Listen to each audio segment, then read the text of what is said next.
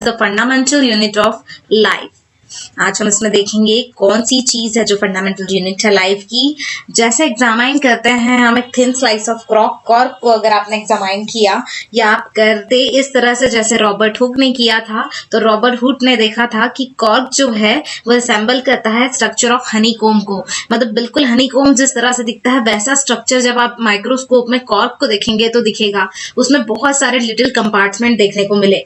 Cork एक substance है जो बार्क ऑफ ट्री से बना होता है और ये ईयर 1665 में जब हुक ने एक चांस हुक को मिला था कि ऑब्जर्वेशन करे वो सेल्फ डिजाइन माइक्रोस्कोप का, तब उन्होंने इस चीज को एग्जामाइन किया। रॉबर्ट हुक को कहा जाता है, उन्होंने कहा था कि ये बॉक्सेस जो हैं उन्हें सेल्स कहा गया, और सेल एक लैटिन वर्ड है जिसका मतलब होता है लिटिल रूम।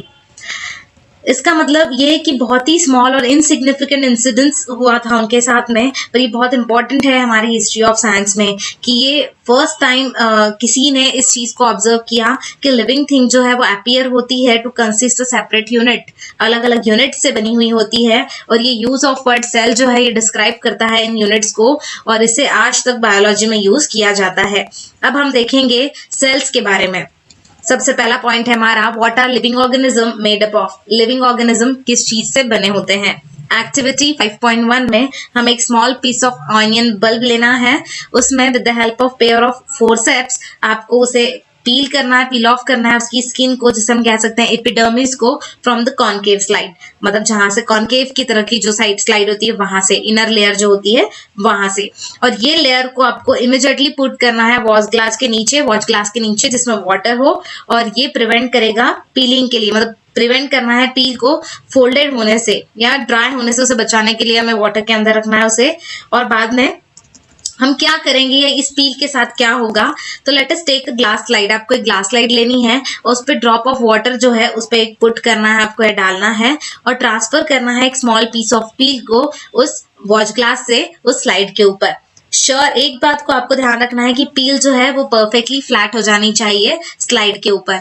एक thin camel hair paint brush जो होता है वो नेसेसरी होगा आपको ट्रांसफर करने के लिए इस पील को, और आप उसे पुट कर सकते हैं एक ड्रॉप ऑफ आयोडीन सॉल्यूशन उसके ऊपर on the piece of the followed cover slip जो होता है उसके ऊपर। आपको एक चीज का ध्यान रखना है कि आपको एयर बबल्स नहीं आने देना है उस पर जब आप पुट करेंगे उस कवर स्लिप को with the help of mounting needle. अपने टीचर से आप पूछ सकते हैं, हेल्प ले सकते हैं इस चीज के लिए। और एक टेम्परेरी माउंट ऑफ ऑनियन पील आपको प्रिपेयर करना है। आप ऑब्जर्व कर सकते हैं स्लाइड को under low power followed by high powers, और कंपाउंड माइक्रोस्कोप के बीच में आपको इस चीज को क्या करना है, ऑब्जर्व करना है। यहाँ पर हमें कंपाउंड माइक्रोस्कोप दिया है जिसमें हमें बहुत सारे अलग अलग डिफरेंट पार्ट्स होते हैं, जैसे आई पीस है, बॉडी ट्यूब है, कोरस एडजस्टमेंट है, फाइन एडजस्टमेंट है, आर्म ऑब्जेक्टिव लेंस है, स्टेज है, सीवल है, मिरर, बेस, ये बहुत सारी चीजें अलग अलग पार्ट्स है जो हमारे कंपाउंड माइक्रोस्कोप के हैं जो इस डायग्राम में दिए गए हैं। अब आप क्या ऑब्जर्व करेंगे जब आप लेंस के थ्रू देखेंगे इसमें, तो आपको डिफरेंट स्ट्रक्चर या एक स्ट्रक्चर आपको देखने को मिलेगा। आपने क्या देखा है उस तरह का स्ट्रक्चर आपको अपनी नोटबुक में बनाना है। उस माइक्रोस्कोप में आपको किस तरह का ऑब्जर्वेशन देखने को मिला है, तो आप देखेंगे कि ये जो फिगर 5.2 हमें दी है जिसमें सेल्स ऑफ ऑनियन पील दिया गया है, इस तरह का स्ट्रक्चर आपको माइक्रोस्कोप में देखने के लिए मिलेगा। आप टेम्परेरी प्रिपेयर कर सकते हैं टेम्परेरी माउंट्स को पील्स के, ऑनियन के डिफरेंट साइजेस के। और आप क्या ऑब्जर्व करेंगे, तो क्या आपको सिमिलर स्ट्रक्चर देखने को मिलेंगे या डिफरेंट स्ट्रक्चर्स देखने को मिलेंगे। अब हम देखेंगे कि ये स्ट्रक्चर्स होते क्या हैं। ये स्ट्रक्चर बिल्कुल सिमिलर होते हैं एक दूसरे से, वो सब मिलते हैं साथ में, तो एक बिग स्ट्रक्चर जैसे कि ऑनियन बल्ब हम जैसे कहते हैं वो बनाते हैं। और आप इस एक्टिविटी से ऑनियन बल्ब जो है डिफरेंट साइजेस के ले सकते हैं, सिमिलर और स्मॉल स्ट्रक्चर के जो विजिबल कर सकते हैं, माइक्रोस्कोप के अंडर में देख सकते हैं। सेल्स ऑफ आयन पील जो होते हैं वो बिल्कुल सेम दिखते हैं regardless of the size of the onion. Size जो है उसके ऊपर डिपेंड नहीं होते, वो बिल्कुल आपको एक जैसे सेल्स अंदर देखने को मिलेंगे। आप किसी भी साइज का ऑनियन पील ले लें, ऑनियन बल्ब ले लें।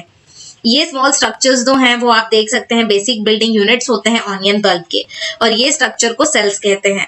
सिर्फ ऑनियंस के अंदर ही नहीं पर सारे ऑर्गेनिजम्स के अंदर हम ऑब्जर्व करते हैं इस टाइप के सेल्स को जो बने होते हैं। डिफरेंट टाइप्स ऑफ सेल्स से बना हुआ हमारा स्ट्रक्चर जो है वो होता है, और इसीलिए सिंगल सेल्स जो हैं वो उनके अपने इसमें रहते हैं, या single cells that live on their own. ठीक है, तो यहाँ पर हम सबसे पहले देखेंगे कि सेल्स क्या है, या सेल्स के बारे में देखेंगे। तो सेल्स जो था वो फर्स्ट डिस्कवर किया था रॉबर्ट हुक ने 1665 में। उसने ऑब्जर्व किया था कि सेल्स कॉर्क के अंदर के कॉर्क साइज जो होता है, स्लाइस जो होता है, उसकी हेल्प से उन्होंने इसकी स्टडी की थी प्रिमिटिव माइक्रोस्कोप के अंडर में।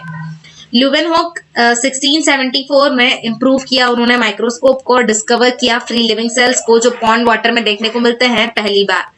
ये रॉबर्ट ब्राउन थे जिन्होंने 1831 में डिस्कवर किया था न्यूक्लियस को, सेल के अंदर जो होता है। पुरकिंच इन 1839 में कॉइन किया था टर्म प्रोटोप्लाज्म को, जो एक फ्लूइड सब्सटेंस होता है सेल के अंदर। सेल थ्योरी जिसमें सारे प्लांट्स और एनिमल्स की वो कंपोज की गई सेल्स से बनी हुई है, एंड वो जो सेल है वो बेसिक यूनिट ऑफ लाइफ होते हैं। और ये प्रेजेंट किया गया दो बायोलॉजिस्ट ने, जिसे हम कह सकते हैं स्केलेटन, जिनका नाम था 1838 में, और श्वान जो है 1839 में। सेल थ्योरी को फर्दर एक्सपांड किया गया वह कौन है 1855 में, और सजेस्ट किया गया कि सारे सेल अराइज होते हैं प्री एग्जिस्टिंग सेल से ही, मतलब जो ऑलरेडी सेल्स है उन्हीं से नए सेल्स जो हैं वो एग्जिस्ट होते हैं। और ये डिस्कवरी के बाद इलेक्ट्रॉन माइक्रोस्कोप 1940 में उन्होंने यूज करके ये चीज को फाइंड आउट किया था, और ये पॉसिबल था कि ऑब्जर्व कर सके, अंडरस्टैंड कर सके कॉम्प्लेक्स स्ट्रक्चर को सेल के वेरियस ऑर्गेनल्स में। इन्वेंशन ऑफ मैग्नीफाइंग लेंसेज जो था, उनके कारण डिस्कवरी जो थी माइक्रोस्कोपिक वर्ल्ड की वो हुई, और ये अब नोन हुआ है कि सिंगल सेल जो है वो कॉन्स्टिट्यूट करता है पूरे एक ऑर्गेनिज्म को। जैसे अमीबा जो है पूरा का पूरा ऑर्गेनिज्म सिर्फ एक कह सकते हैं एक सेल पे बना हुआ है, यूनिसेल्यूलर है, मतलब पूरे एक सेल पे भी एक एनिमल या ऑर्गेनल जो है वो जिंदा रह सकता है। क्लेमाइडोमोनास, पैरामेशियम और बैक्टीरिया, ये भी सिंगल सेल ऑर्गेनिजम्स हैं। ये ऑर्गेनिजम्स को यूनिसेल्यूलर भी कहते हैं, यूनि मतलब होता है सिंगल। और इसी के अपोजिट में मैनी सेल ऑर्गेनिजम्स की बात करें, जिसमें सिंगल बॉडी में बहुत सारे डिफरेंट फंक्शंस परफॉर्म करने के लिए मल्टी सेल्यूलर स्ट्रक्चर्स होते हैं, मल्टी सेल्स होते हैं। मल्टी मतलब बहुत सारे सेल्स वहां पर होते हैं, जैसे फंगी, प्लांट्स और एनिमल्स में। इस तरह के कुछ नाम आप और भी फाइंड आउट कर सकते हैं यूनिसेल्युलर ऑर्गेनिज्म के। सारे मल्टी सेलुलर ऑर्गेनिज्म जो है वो सिंगल सेल से बने होते हैं, मतलब सिंगल सेल्स को डिवाइड किया जाता है। हम जैसे कह सकते हैं कि किस तरह से ये सिंगल सेल से मल्टी सेल बने हैं, और ये सेल्स किस तरह से डिवाइड किए जाते हैं ताकि सेल्स जो है अपने तरह के और सेल्स बना सके, इसलिए। और ये सेल्स कहाँ से आते हैं, प्री एग्जिस्टिंग सेल्स कहाँ से आते हैं, ये चीज एक्टिविटी 5.2 में हम देखेंगे। आप ट्राई कर सकते हैं प्रिपेयर करने के लिए टेम्परेरी माउंट्स को लीफ पील्स के, tip of the roots of onion और even peels of onion of different sizes आप यहाँ पे ले सकते हैं। आप जब परफॉर्म करेंगे इस अबव एक्टिविटी को तो आपको देखना है आंसर्स आपको मिलेंगे कुछ इन क्वेश्चंस के कि do all cells look alike in terms of shape and size. क्या आपको इन अलग अलग चीजों के लिए जो सेल्स मिलेंगे आप माइक्रोस्कोप में स्टडी करेंगे तो क्या वो सारे के सारे सेम शेप और सेम साइज के होंगे? क्या सारे के सारे जो सेल्स हैं वो अलाइक होंगे, स्ट्रक्चर में दिखने में एक जैसे होंगे, या डिफरेंस आपको कुछ पता चलेगा उन सेल्स के बीच में, या पार्ट्स जो है अलग अलग बॉडी पार्ट्स होते हैं उनमें अलग अलग सेल्स होंगे क्या? अगर एक ही प्लांट लेते हैं उसके अलग अलग बॉडी पार्ट्स में अगर आप सेल की स्टडी करते हैं तो क्या वो एक जैसे होंगे? क्या सिमिलैरिटीज आपको देखने को मिलेंगी? ये सारी चीजें आपको एक्टिविटी परफॉर्म करने के बाद ही पता चलेंगी।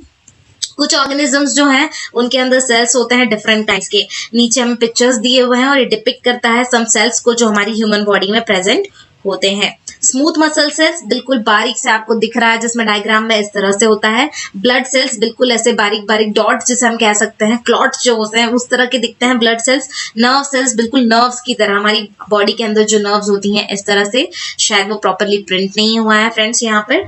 इसके बाद में ओवम की शेप का आपको दिखता है, एक स्पर्म की तरह भी दिख रहा है आपको छोटा सा। बोन सेल इस तरह से एक फ्लावर के शेप का आपको दिख सकता है, बोन सेल है। एक फैट सेल जिसे हम कहते हैं इस तरह से होता है फैट सेल। तो वेरियस सेल्स जो हैं ह्यूमन बॉडी के ये यहाँ हमें बताए गए हैं। आप इन सेल के स्ट्रक्चर्स को बहुत ही अच्छे से स्टडी कर लीजिए क्योंकि मे बी आपको इसके ऊपर क्वेश्चंस आ सकते हैं, डायग्राम्स आ जाएं और आपको फाइंड आउट करने हैं इनके नेम्स, ये आ सकता है एग्जाम में। शेप और साइज जो सेल के होते हैं वो रिलेट करते हैं स्पेसिफिक फंक्शन को जो वो परफॉर्म कर रहे हैं। कुछ सेल्स जैसे अमीबा वो एक चेंजिंग शेप ऑर्गेनिज्म है जो अपने शेप को चेंज करता है। कुछ केसेस में सेल का शेप जो है वो मोर और लेस फिक्स्ड होता है, पिक्यूलियर होता है for particular type of cell. For example nerve cells जो हैं टिपिकल शेप के होते हैं। ईच लिविंग सेल जो है उनके अंदर कैपेसिटी होती है कि वो परफॉर्म कर सके कुछ बेसिक फंक्शंस को उनके कैरेक्टरिस्टिक्स के हिसाब से लिविंग फॉर्म्स के अंदर। और किस तरह से ये लिविंग सेल परफॉर्म करते हैं बेसिक फंक्शंस को। तो हम देखेंगे कि उनके डिविजन्स होते हैं लेबर के अंदर, जैसे अलग अलग, जैसे जिसमें मल्टी सेल है, हमारे ह्यूमन बींग्स में, एनिमल्स में देखते हैं मल्टी सेलुलर ऑर्गेनिजम्स हैं, तो उसमें क्या होता है, सेल्स का डिवीजन होता है। जैसे ह्यूमन बींग्स के अंदर होता है लेबर का डिवीजन होता है ना, सेल्स के अलग अलग डिवीजन हो जाते हैं एज ए लेबर। इसका मतलब है कि different part of human body perform करती है डिफरेंट फंक्शंस को। ह्यूमन बॉडी जैसे उसके अंदर हार्ट होता है पंप करने के लिए ब्लड को, स्टमक होता है फूड को डाइजेस्ट करने के लिए। इस तरह अलग अलग चीजें, अलग अलग ऑर्गन अलग अलग फंक्शन परफॉर्म करता है। सिमिलरली डिवीजन ऑफ लेबर जो है वो भी आपको सेल के अंदर इसी तरह से होता है। सेल में मेनी केसेस में अलग अलग चीजों के लिए अलग अलग सेल को डिवाइड किया गया है। इनफैक्ट ईच सच सेल जो है उनको सर्टेन स्पेसिफिक कंपोनेंट्स दिए गए हैं उनके नोन सेल के अंदर, सेल ऑर्गेनल के अंदर। और ये काइंड ऑफ सेल ऑर्गेनल जो है वो परफॉर्म करते हैं स्पेशल फंक्शन को, जैसे न्यू मटेरियल को फॉर्म करना सेल के अंदर, क्लियरिंग करना वेस्ट मटेरियल को सेल के अंदर से, और इस तरह के फंक्शंस। सेल एबल होता है जिंदा रहने के लिए और परफॉर्म करता है फंक्शंस को, क्योंकि ये हमारे ऑर्गेनल्स होते हैं, ये हमारे ऑर्गेनल्स को परफॉर्म करने के लिए। ये ऑर्गेनल्स टुगेदर जब होते हैं तो कॉन्स्टिट्यूट करते हैं बेसिक यूनिट जिसे हम सेल कहते हैं। और ये एक इंटरेस्टिंग है कि सारे सेल्स जो हैं वो हमें फाउंड होते हैं कुछ ऑर्गेनल्स के अंदर, नो मैटर कि उनके फंक्शंस क्या हैं और वो ऑर्गेनिज्म किस तरह से फाउंड होते हैं। अब हम देखेंगे कि सेल मेडअप ऑफ किससे होता है, सेल कैसे बना होता है, और स्ट्रक्चरल ऑर्गेनिज्म क्या, ऑर्गेनाइजेशन क्या है सेल के। जैसे हमने ऊपर देखा कि सेल एक स्पेशल कंपोनेंट होता है, जैसे मतलब सेल के अंदर स्पेशल कंपोनेंट्स होते हैं जिसे ऑर्गेनल्स कहते हैं। तो सेल कैसे ऑर्गेनाइज होता है, तो अगर हम स्टडी करेंगे सेल की एक माइक्रोस्कोप के अंडर में, तो आपको पता चलेगा कि 3 फीचर्स जो हैं आपको देखने को मिलेंगे हर सेल के, जिसमें आता है प्लाज्मा मेम्ब्रेन, न्यूक्लियस और साइटोप्लाज्म। और ऑल एक्टिविटीज जो होती हैं सेल के इनसाइड में, वो इंटरएक्शंस जो होती हैं सेल की एनवायरनमेंट के साथ में, वो पॉसिबल है ये 3 फीचर्स के कारण। अब हम देखते हैं ये तीनों फीचर्स किस तरह से होते हैं। पहला है हमारा प्लाज्मा मेम्ब्रेन, जिसे हम सेल मेम्ब्रेन भी कह सकते हैं। ये आउटर मोस्ट कवरिंग होती है सेल की, जिसे हम कह सकते हैं ऊपर का कवर होता है सेल का, जो सेपरेट करता है कंटेंट्स को सेल के एक्सटर्नल एनवायरनमेंट के कंटेंट से, उन्हें मिक्स होने से बचाने का काम करता है। प्लाज्मा मेम्ब्रेन अलाउ करता है या परमिट करता है एंट्री को और एग्जिट को कुछ मटेरियल्स की इन एंड आउट के लिए। बाहर के मटेरियल को अंदर नहीं आने देता, अंदर के मटेरियल को बाहर नहीं जाने देता। ये ऑल्सो प्रिवेंट करता है मूवमेंट को कुछ अदर मटेरियल्स के। सेल मेम्ब्रेन इसीलिए इसे कहा जाता है सिलेक्टिवली परमिएबल मेम्ब्रेन, जो सिलेक्टेड मटेरियल को ही अंदर या बाहर करता है। ये मूवमेंट ऑफ सब्सटेंस जो है वो टेक्स प्लेस कैसे होती है सेल के अंदर, या कैसे ये सब्सटेंस मूव करते हैं सेल के अंदर। कुछ सब्सटेंस जैसे कार्बन डाइऑक्साइड या ऑक्सीजन मूव करते हैं सेल मेम्ब्रेन के अक्रॉस में by the process called diffusion की प्रोसेस से। हमने स्टडी किया process of diffusion earlier chapters में, और हमने देखा कि स्पॉन्टेनियस मूवमेंट जो है सब्सटेंस की रीजन ऑफ हाई कॉन्सेंट्रेशन से रीजन ऑफ लो कॉन्सेंट्रेशन की तरफ मूव करती है। कुछ सिमिलर चीजें जो हैपन होती हैं सेल के साथ, जैसे कि एग्जांपल कुछ सब्सटेंस लाइक CO2 जो सेल्यूलर वेस्ट है या रिक्वायर होता है एक्सक्रीट करने के लिए out of the cell, accumulate होता है हाई कॉन्सेंट्रेशन से इनसाइड द सेल।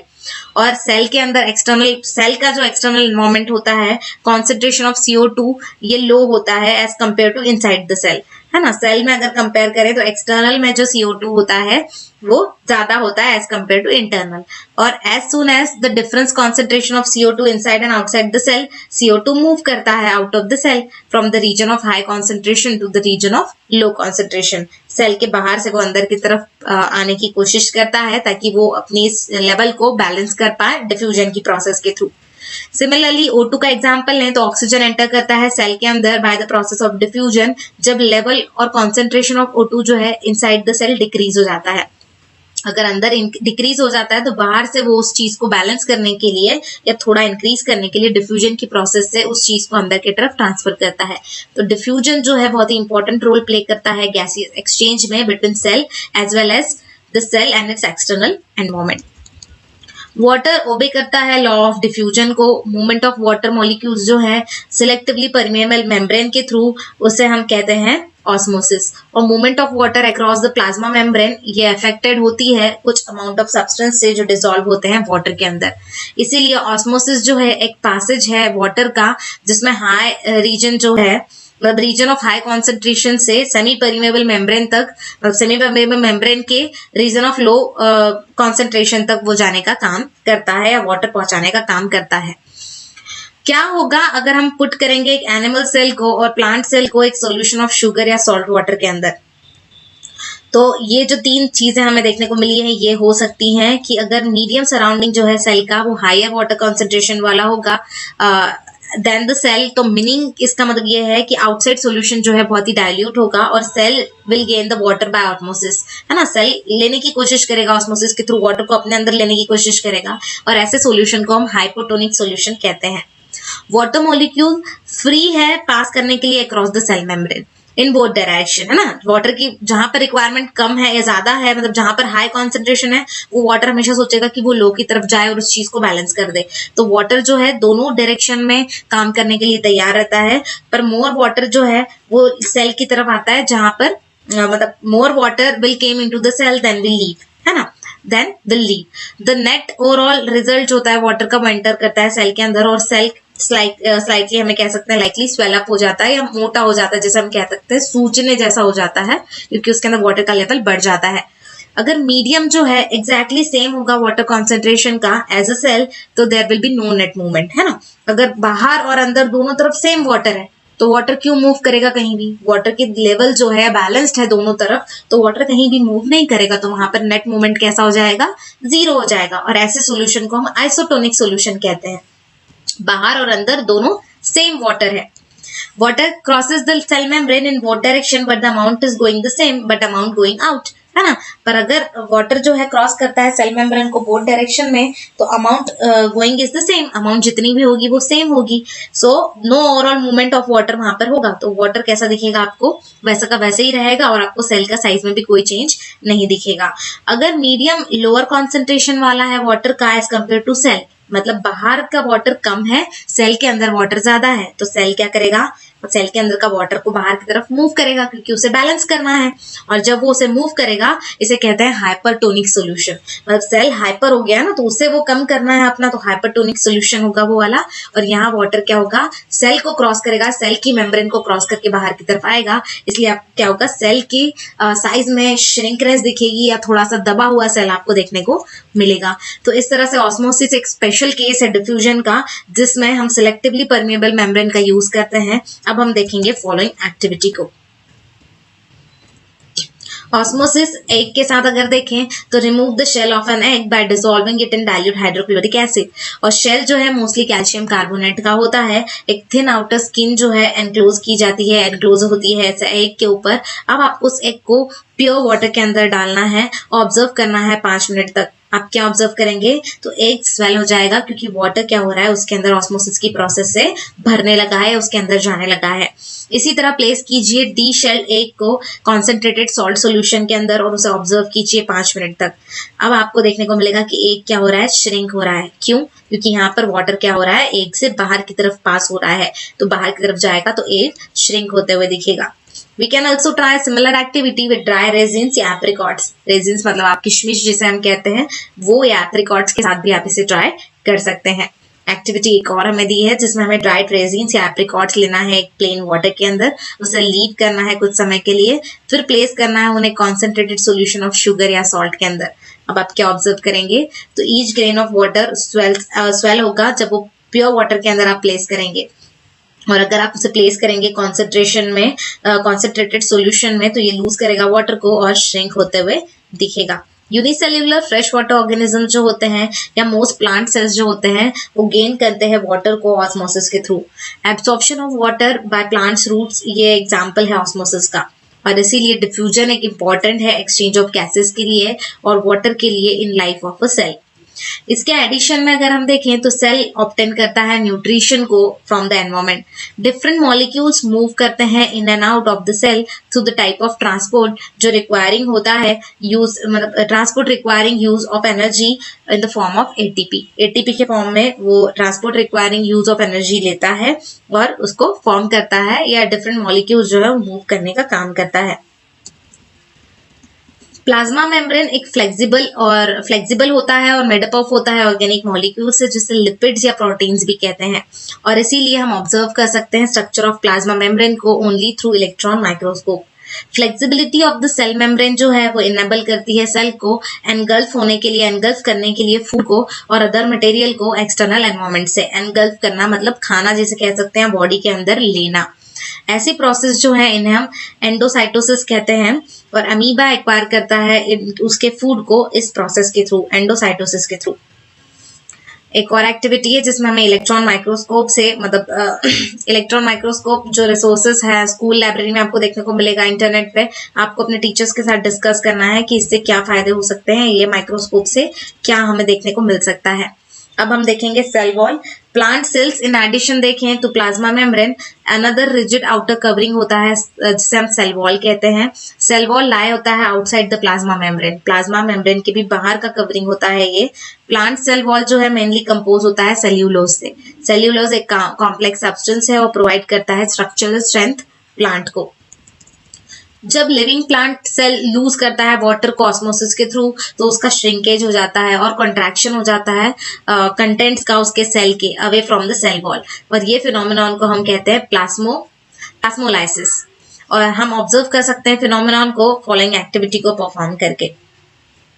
इसमें हमें एक पील ऑफ रियो लीफ लेना है, वाटर के अंदर रखना है ऑन ए स्लाइड और एग्जामाइन करना है हाई पावर्ड माइक्रोस्कोप के अंडर में। अब स्मॉल ग्रीन ग्रैनुल्स आपको देखने को मिलेंगे जिन्हें क्लोरोप्लास्ट कहा जाता है। ये कंटेन करते हैं ग्रीन सब्सटेंस को जिसे क्लोरोफिल कहते हैं। एक स्ट्रॉन्ग सोल्यूशन ऑफ शुगर या सॉल्ट आपको माउंट करना है उस लीफ के ऊपर, स्लाइड के ऊपर जो रखी हुई है वहां पर, और कुछ मिनट के लिए वेट करना है। अब आप इस चीज को ऑब्जर्व कीजिए माइक्रोस्कोप के अंडर में, आपको क्या देखने को मिलेगा।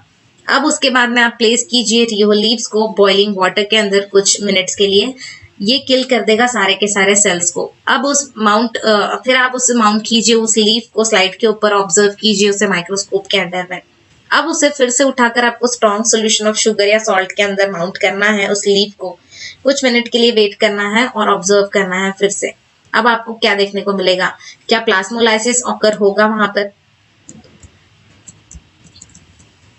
तो इस एक्टिविटी से हमें क्या इन्फर हो रहा है, क्या पता चल रहा है, तो ये अपीयर होता है कि ओनली लिविंग सेल्स जो हैं and not dead cells are able to absorb water by osmosis. Osmosis से वाटर सिर्फ वही एब्जॉर्ब कर सकते हैं जो लिविंग सेल्स है, नॉन लिविंग सेल्स नहीं कर सकते। सेल वॉल परमिट करता है सेल्स ऑफ प्लांट्स को फंगी और बैक्टीरिया को टू विथस्टैंड वेरी डाइल्यूट मतलब हाइपोटोनिक एक्सटर्नल मीडिया में विदाउट बर्स्टिंग, है ना। और ऐसे सच मीडिया में सेल्स टेंड करता है to take up water by osmosis. Swells होता है और बिल्डिंग अप होता है pressure against the cell wall, और वॉल एक्सर्ट करती है equal pressure against the swollen cell. Because of the walls such cell can withstand which much greater changes. और इसी के कारण क्या होता है कि वॉल्स का भी प्रेशर हो रहा है, वॉल्स का प्रेशर अंदर सेल पे हो रहा है, सेल का प्रेशर वॉल पे हो रहा है, इसके कारण ग्रेटर चेंज आपको देखने को मिलता है, और उसी के कारण सराउंडिंग मीडियम में आपको चेंजेस देखने को मिलते हैं दैन इन एनिमल सेल, जो एनिमल सेल में नहीं होते या ज्यादा होते हैं, एनिमल सेल में आपको कम देखने को मिलेगा। न्यूक्लियस की बात करें तो remember the temporary amount of onion peel जो हमने प्रिपेयर किया था। अब आपको आयोडीन सॉल्यूशन के अंदर उस पील को रखना है या आयोडीन सॉल्यूशन को उस पील के ऊपर डालना है। क्यों? तो क्या आप देखेंगे यहाँ पे कि क्या if we tried observing the peel without putting the iodine solution, पहले आपको ऐसे उसको करना है, आप क्या बोलते हैं, ऑब्जर्व करना है, और उसके बाद जैसे आपने आयोडीन सॉल्यूशन डाला है उसके बाद उसे ऑब्जर्व करना है। अब आप इसे ट्राई कर सकते हैं और आप देखिए किस तरह का डिफरेंस आपको देखने को मिलता है।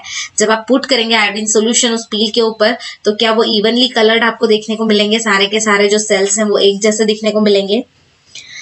तो इस तरह से केमिकल कंपोजिशन की बात करें तो different region of the cell जो है वो कलर दिखेगा डिफरेंशियली, मतलब कहीं पे ज्यादा डार्क, कहीं पे कम डार्क, कहीं पे लाइट, इस तरह से आपको कलर देखने को मिलेंगे।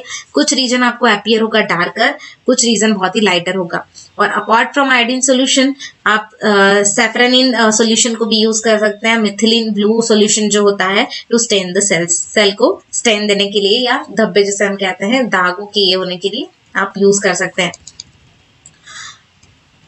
उसके बाद आप ऑब्जर्व कर सकते हैं सेल को ऑनियन के थ्रू। Let us now observe the cells from its own body. तो एक और यहाँ पर हमें दिया हुआ है कि हमें किस तरह से हम चिक सेल्स जो हैं उसका यूज करके भी इस चीज को ऑब्जर्व कर सकते हैं।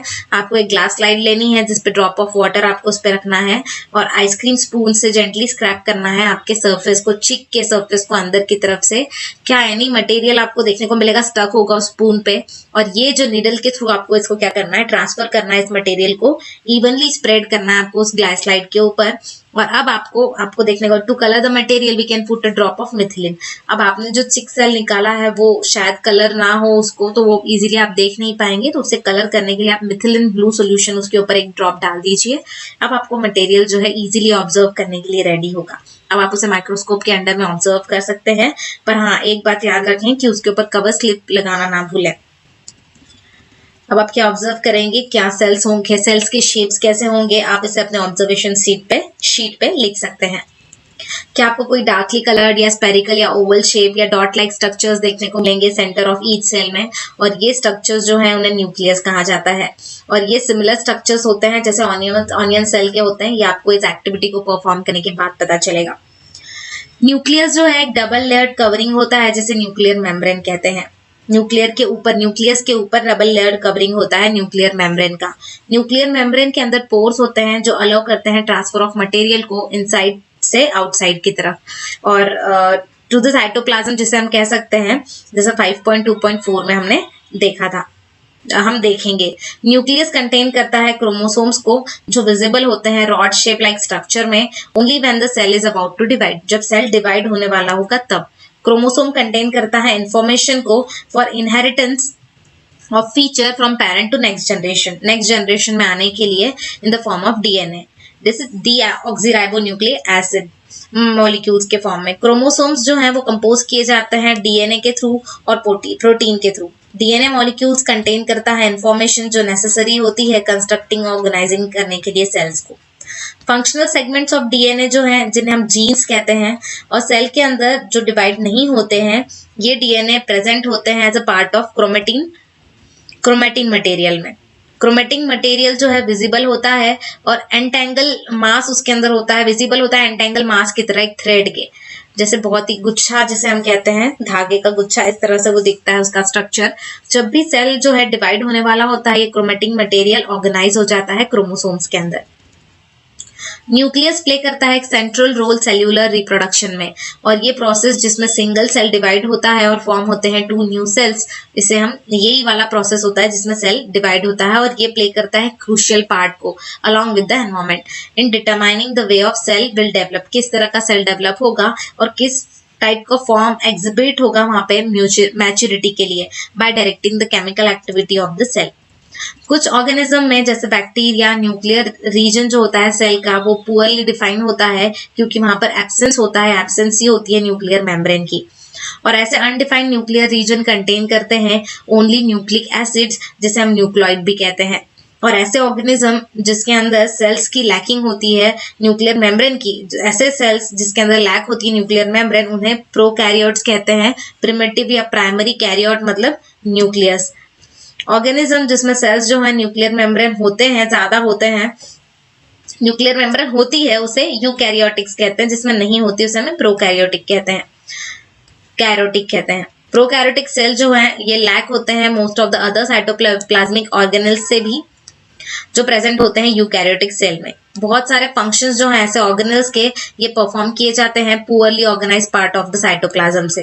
क्लोरोफिल जो फोटोसिंथेसिस में होता है प्रोकैरियोटिक बैक्टीरिया के अंदर होता है, क्लोरोफिल जो फोटोसिंथेटिक प्रोकैरियोटिक बैक्टीरिया में होता है, ये एसोसिएट किया जाता है मेम्ब्रेनियस विस्कल्स से, मतलब बैग लाइक स्ट्रक्चर्स होते हैं उसमें होता है, बट नॉट विद प्लास्टिड्स, पर प्लास्टिड्स के साथ नहीं होता जैसे यूकैरियोटिक में होता है। यहाँ पे हमें प्रोकैरियोटिक सेल का स्ट्रक्चर दिया हुआ है जिसमें plasma membrane, ribosome, cell wall और न्यूक्लियोइड दिए गए हैं। साइटोप्लाज्म जब हम देखते हैं एक temporary mount of onion peel की तरफ, जैसे कि ह्यूमन चिक सेल्स भी होते हैं, we can see a large region of each enclose by the cell membrane. आप दोनों सेल्स में एक देखेंगे कि वहां पर आपको लार्ज एरिया एनक्लोज किया जाएगा, दिखेगा सेल मेम्ब्रेन से, और ये रीजन टेकअप करता है बहुत ही लिटिल स्टेन को, और इसीलिए इसे साइटोप्लाज्म कहते हैं। साइटोप्लाज्म एक फ्लूइड होता है जो इनसाइड द प्लाज्मा मेम्ब्रेन होता है। और ये कंटेन करता है बहुत सारे स्पेशलाइज्ड सेल ऑर्गेनल्स को, और ये सारे सेल ऑर्गेनल्स जो है वो परफॉर्म करते हैं स्पेसिफिक फंक्शंस को सेल के लिए। सेल ऑर्गेनल एनक्लोज किया जाता है मेम्ब्रेन से, और प्रोकैरियोट्स में beside the absence of defined nuclear region, उसके बाद या बिसाइड देखिए अगर जहां एब्सेंस होता है nuclear region, the membrane bound होती है सेल ऑर्गेनल से, जो एब्सेंट होती है ये वो एब्सेंट होती है मेम्ब्रेन बाउंड जो सेल ऑर्गेनल होती है वो। उसके अपोजिट में अगर देखें तो यूकैरियोटिक सेल्स में न्यूक्लियर मेम्ब्रेन होती है, और as well as membrane enclose organelles भी होते हैं।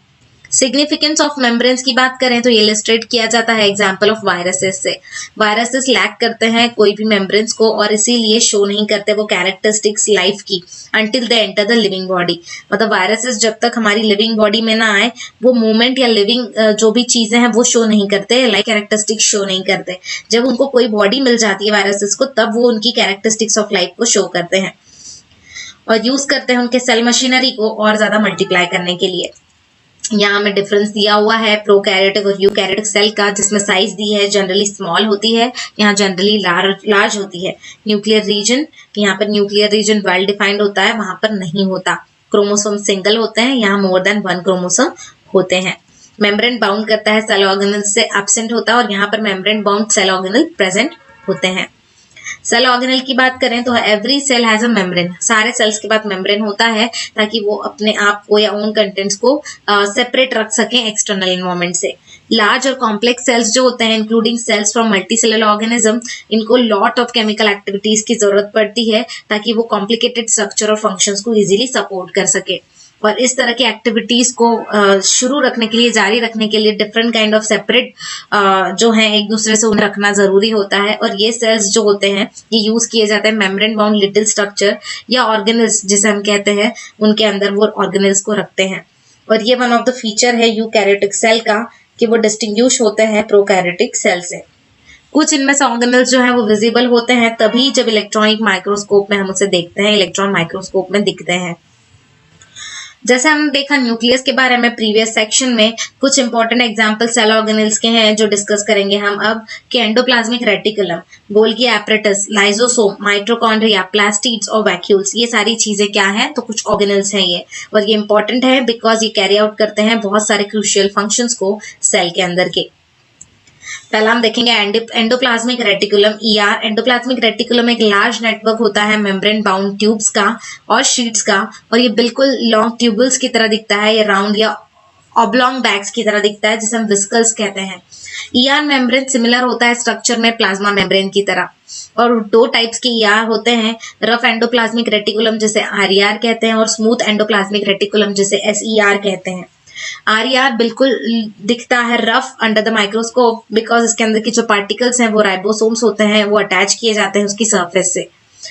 राइबोसोम्स जो प्रेजेंट होते हैं ऑल एक्टिव सेल्स के अंदर, वो साइट्स होती है प्रोटीन मैन्युफैक्चर की, और मैन्युफैक्चरिंग प्रोटीन जो होता है वो सेंड किया जाता है बाद में वेरियस प्लेसेस में सेल के अंदर, जो डिपेंड करता है नीड के हिसाब से कहाँ पर कितनी जरूरत है ईआर का यूज करके। एसईआर जो है हेल्प करता है मैन्युफैक्चर ऑफ फैट मॉलिक्यूल्स के लिए और लिपिड्स के लिए। इंपॉर्टेंस ऑफ सेल फंक्शंस में भी ये काम आता है। कुछ प्रोटीन्स जो है इसमें के जो प्रोटीन्स और लिपिड्स है वो हेल्प करते हैं building of the cell membrane के लिए, और ये प्रोसेस को हम मेम्ब्रेन बायोजेनेसिस भी कहते हैं। कुछ अदर प्रोटीन्स और लिपिड्स हैं जो फंक्शन करते हैं एज एंजाइम्स और हार्मोन्स। ऑल्दो ईआर वेरी करता है greatly appearance of different cell के अंदर, आपको अलग अलग सेल्स में अलग अलग ईआर दिखेगा, और ऑलवेज वो फॉर्म करता है एक नेटवर्क सिस्टम को। यहाँ पे हमें एनिमल सेल का स्ट्रक्चर दिया है जिसमें Golgi apparatus, smooth endoplasmic reticulum, plasma membrane, centriole, lysosome, ribosome, mitochondria, nuclear envelope, बहुत सारी चीजें दी हैं। इस डायग्राम को आपको मुझे लगता है थोड़ा और अच्छे से देखना पड़ेगा, आप इसे और अच्छे से ऑब्जर्व कीजिए किस तरह से कौन सी चीज को क्या नाम दिया गया है। पॉसिबिलिटी है इस डायग्राम की आने की कि एग्जाम में आ सकती है चीज, या तो आपको डायग्राम बनाई दी रहेगी और आपको नाम उनके जो है वो उसमें फिलअप करने होंगे इस तरह से। जो वन फंक्शन होता है ईआर का, ये सर्व करता है as a channel to transport the material. ER हमारे मटेरियल को ट्रांसपोर्ट करने का भी काम करता है, स्पेशली प्रोटीन्स को, किसके बीच में तो वेरियस रीजन ऑफ साइटोप्लाज्म या बिटवीन द साइटोप्लाज्म और न्यूक्लियस के बीच में। ईआर फंक्शन करता है एक साइटोप्लाज्मिक फ्रेमवर्क के लिए जो प्रोवाइड करता है सरफेस को कुछ बायोकेमिकल एक्टिविटीज के लिए सेल के अंदर। Liver cells of group of animal called vertebrates, vertebrates बोलते हैं जो लिवर सेल्स होते हैं उन्हें। एसीआर प्ले करता है crucial role in detoxifying many poisons और ड्रग्स, डिटॉक्सिफाई करने के लिए काम आता है एसीआर। यहाँ पर हमें प्लांट सेल का स्ट्रक्चर भी दिया है जिसमें रफ एंडोप्लाज्मिक रेटिकुलम है, लाइसोसोम है, स्मूथ एंडोप्लाज्मिक रेटिकुलम भी है, cytoplasm, chloroplast, cell wall, adjacent cell wall, सारी चीजें दी गई हैं। Golgi apparatus, Golgi apparatus first describe किया गया था कैमिलो गोल्गी ने। Consist system of membrane bound vesicles जिसमें थे जो अरेंज किए गए थे approximately parallel to each other in stacks called cisterns. और ये मेम्ब्रेन जो होते हैं ऑफन कनेक्शंस होते हैं मेम्ब्रेन्स के साथ में ईआर के, और इसीलिए कॉन्स्टिट्यूट करते हैं अनदर पोर्शन को कॉम्प्लेक्स सेल्यूलर मेम्ब्रेन सिस्टम के। मटेरियल सिंथेसाइज जो होता है नियर द ईआर वो पैकेज किया जाता है और फिर डिस्पैच किया जाता है वेरियस टारगेट पे inside and outside the cell. किसके थ्रू? गोल्गी एपरेटस के थ्रू। और इसका फंक्शन है कि ये इंक्लूड करता है स्टोरेज, मॉडिफिकेशन और पैकेजिंग को उस प्रोडक्ट के वेसिकल्स के अंदर। कुछ केसेस में कॉम्प्लेक्स शुगर जो है वो बनाई जाती है सिंपल शुगर्स में, मतलब फ्रॉम सिंपल शुगर्स से बनाई जाती है गोल्गी एपरेटस में। गोल्गी एपरेटस इन्वॉल्व करता है फॉर्मेशन ऑफ लाइसोसोम्स को भी। पहले हम देखेंगे कैमिलो गोल्गी के बारे में जो बॉर्न हुए थे कार्टेनो में नियर ब्रास्किया 1843 में, और इन्होंने स्टडीड किया था मेडिसिन को यूनिवर्सिटी ऑफ पाविया में, और ग्रेजुएट होने के बाद 1865 में उन्होंने कंटिन्यू किया अपना वर्क पाविया में at a hospital of Saint Matteo. और उस टाइम पे मोस्ट ऑफ इन्वेस्टिगेशंस जो थे वो कंसर्न किए जाते थे नर्वस सिस्टम से। 1872 में उन्होंने एक्सेप्ट किया था post of chief medical officer hospital of chronically sick at Abbiategrasso में, और उन्होंने फर्स्ट स्टार्ट किया था उनका इन्वेस्टिगेशन नर्वस सिस्टम के ऊपर little kitchen of the hospital में। उनके जो छोटा सा एक किचन था उनके हॉस्पिटल का, वहां उन्होंने शुरू किया था जो बाद में कन्वर्ट हो गया एक बड़ी लेबोरेटरी में सॉरी। और उसके बाद ये जो वर्क था वो ग्रेटेस्ट इंपॉर्टेंस तक आ गया, जहां पर उन्हें गोल्गी जो थे उन्होंने कैरिड आउट किया था रिवोल्यूशनरी मेथड्स को स्टेनिंग के इंडिविजुअल नर्व सेल और स्ट्रक्चर्स पे। ये मेथड को रेफर किया गया था ब्लैक रिएक्शन, और ये मेथड यूज की गई weak solution of silver nitrate, और पर्टिकुलरली वैल्यूएबल थी इन ट्रेसिंग द प्रोसेस, और most delicate ramifications of the cell भी यहाँ पर किया गया। पूरी लाइफ में उन्होंने कंटिन्यू किया इस वर्क को, इस लाइंस को मॉडिफाइंग किया और इम्प्रूविंग किया उनकी टेक्निक्स को। गोल्गी ने रिसीव किया था हाईएस्ट ऑनर और अवार्ड को रिकॉग्निशन ऑफ इस वर्क के लिए, और ये इन्होंने शेयर किया था नोबेल प्राइज 1906 में सैंटियागो रामोनी कैजल उनके वर्क के लिए for the structure of nervous system. उन्होंने नर्वस सिस्टम का स्ट्रक्चर फाइंड किया था इसलिए। अब हम देखेंगे लाइसोसोम्स की बात। तो लाइसोसोम्स जो है kind of waste disposal system होता है सेल का। लाइसोसोम हेल्प करता है सेल को क्लीन रखने में by digesting any foreign material. सारे फॉरेन मटेरियल को खा जाने का काम करता है, डाइजेस्ट करने का काम करता है, या तो वॉन आउट कर देता है सेल ऑर्गेनल को। फॉरेन मटेरियल एंटर करते हैं सेल के अंदर जैसे बैक्टीरिया और food as well as old organelles जो हैं वो एंड अप कर देता है लाइसोसोम, ब्रेक कर देता है उन्हें स्मॉल पीसेस के अंदर। लाइसोसोम एबल होता है ये करने के लिए बिकॉज उसके अंदर पावरफुल डाइजेस्टिव एंजाइम्स हैं जो कैपेबल होते हैं ब्रेकिंग डाउन करने के लिए ये ऑर्गेनिक मटेरियल्स को। और ड्यूरिंग दिस डिस्टर्बेंस जो होता है सेल्यूलर मेटाबॉलिज्म में, एग्जांपल जब सेल जो है वो डैमेज हो जाता है तो लाइसोसोम जो है वो बर्स्ट हो जाता है और एंजाइम्स जो है उसके डाइजेस्ट हो जाते हैं उसके खुद के सेल्स के थ्रू, और इसीलिए लाइसोसोम जो है उसे हम सुसाइड बैग्स भी कहते हैं सेल का। स्ट्रक्चरली लाइसोसोम्स जो है एक मेम्ब्रेन बाउंड सैक्स होता है जो फिल्ड होता है डाइजेस्टिव एंजाइम से, और ये एंजाइम्स बने होते हैं आरईआर से, रफ एंडोप्लाज्मिक रेटिकुलम से। माइटोकॉन्ड्रिया, तो माइटोकॉन्ड्रिया को हम पावर हाउस भी कहते हैं सेल का। एनर्जी जो रिक्वायर्ड होती है बहुत सारे केमिकल एक्टिविटीज के लिए, हमारी लाइफ को चलने के लिए नीडेड फॉर लाइफ, वो रिलीज की जाती है माइटोकॉन्ड्रिया से in the form of ATP, adenosine triphosphate molecules के थ्रू। एटीपी एक नोन किया जाता है energy currency of the cell, और ये बॉडी जो होती है हमारी इस एनर्जी को यूज करती है, स्टोर करती है एटीपी के अंदर for making new chemical compounds और मैकेनिकल वर्क करने के लिए। माइटोकॉन्ड्रिया दो मेम्ब्रेन उसके अंदर होते हैं, कवरिंग मेम्ब्रेन कवरिंग होती है उसके इनसे इंस्टेड ऑफ जस्ट वन, एक की जगह दो होती हैं। और आउटर मेम्ब्रेन जो होता है बहुत ही पोरस होता है, while inner membrane deeply folded होता है और ये फोल्ड क्रिएट करता है large surface area ATP generating chemical reactions के लिए। माइटोकॉन्ड्रिया एक स्ट्रेंज ऑर्गेनेल है in the sense of they have their own DNA, उनका खुद का डीएनए होता है और राइबोसोम होते हैं। माइटोकॉन्ड्रिया एबल होता है कि वो कुछ अलग या उनके ओन प्रोटीन्स भी बना सके। प्लास्टिड्स की बात करें तो प्लास्टिड प्रेजेंट होते हैं ओनली प्लांट सेल के अंदर और दो टाइप के प्लास्टिड्स होते हैं, एक क्रोमोप्लास्ट जो कलर प्लास्टिड्स होते हैं और ल्यूकोप्लास्ट मतलब व्हाइट या कलरलेस प्लास्टिड होते हैं। प्लास्टिड कंटेनिंग जो पिगमेंट होता है क्लोरोफिल, उसको हम कहते हैं क्लोरोप्लास्ट। क्लोरोप्लास्ट एक इम्पॉर्टेंट क्लोरोप्लास्ट जो है इंपॉर्टेंट होता है फोटोसिंथेसिस के लिए प्लांट्स में। क्लोरोप्लास्ट के अंदर वेरियस येलो या ऑरेंज पिगमेंट्स होते हैं क्लोरोफिल के एडिशन में। ल्यूकोप्लास्ट प्राइमरीली ऑर्गेनल है जिसके अंदर मटेरियल जैसे कि स्टार्च, ऑयल्स और प्रोटीन ग्रैन्यूल्स जो है वो स्टोर किए जाते हैं। इंटरनल ऑर्गेनाइजेशन ऑफ प्लास्टिड जो है वो कंसिस्ट करता है न्यूमरस मेम्ब्रेन लेयर्स को जो एम्बेडेड की जाती है इन अ मटेरियल जिसे हम स्ट्रोमा कहते हैं। प्लास्टिड सिमिलर होता है माइटोकॉन्ड्रिया के एक्सटर्नल स्ट्रक्चर में, मतलब बाहर से अगर आप देखेंगे तो प्लास्टिड्स और माइटोकॉन्ड्रिया एक तरह दिखेगा, एक जैसा दिखेगा। माइटोकॉन्ड्रिया की तरह प्लास्टिड्स के भी खुद के अपने डीएनए और राइबोसोम्स होते हैं। वैक्यूल्स की बात करें तो वैक्यूल्स जो है एक स्टोरेज सैक होता है सॉलिड और लिक्विड कंटेंट्स के लिए। वैक्यूल स्मॉल साइज का होता है एनिमल्स के अंदर, वाइल प्लांट सेल्स के अंदर बहुत ही बड़ा साइज का होता है। सेंट्रल वैक्यूल जो है कुछ प्लांट सेल्स के वो ऑक्यूपाई करते हैं 50 to 90% of the cell volume. Plant cell में वैक्यूल्स जो है वो फुल ऑफ सेल सैप्स होते हैं और प्रोवाइड करते हैं टर्जिडिटी या रिजिडिटी हमारे सेल को। बहुत सारे सब्सटेंस जो है मेनी सब्सटेंस ऑफ इम्पोर्टेंस जो है लाइफ के वो प्लांट सेल स्टोर करता है वैक्यूल्स के अंदर और ये इंक्लूड करता है amino acid, sugar, various organic acid और कुछ प्रोटीन्स भी। सिंगल सेल ऑर्गेनिज्म जैसे कि अमीबा फूड वैक्यूल कंटेन करता है और फूड आइटम्स जैसे कि अमीबा कंज्यूम भी करता है। कुछ यूनिसेल्युलर ऑर्गेनिजम्स जो हैं स्पेशलाइज्ड वैक्यूल्स उसके अंदर होते हैं जो प्ले करते हैं इंपॉर्टेंट रोल को एक्सपेलिंग करने के लिए एक्सेस वाटर को और कुछ वेस्ट को भी सेल से बाहर। और each cell does require its structure, और सारे सेल के पास इस तरह का स्ट्रक्चर इसलिए होता है और एबिलिटी होती है कि वो फंक्शन कर सकें because organisation of its membrane organelle in specific ways, उस तरह से बनाया गया है, उसका ऑर्गेनाइजेशन इस तरह से किया गया है।